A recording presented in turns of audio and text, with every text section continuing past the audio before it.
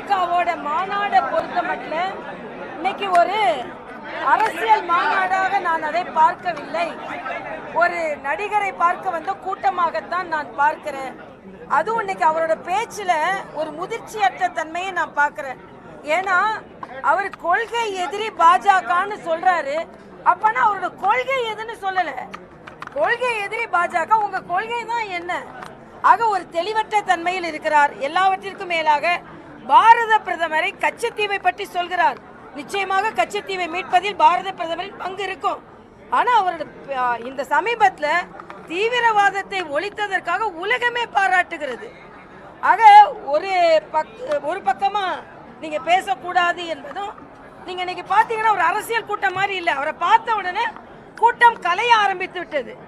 ஆக அவர் ஒரு அரசியல் கட்சி தலைவராக பார்க்காமல் இன்றும் ஒரு ஆக்டராக பார்க்கிறார்கள் என்பதுதான் எனது கருத்து.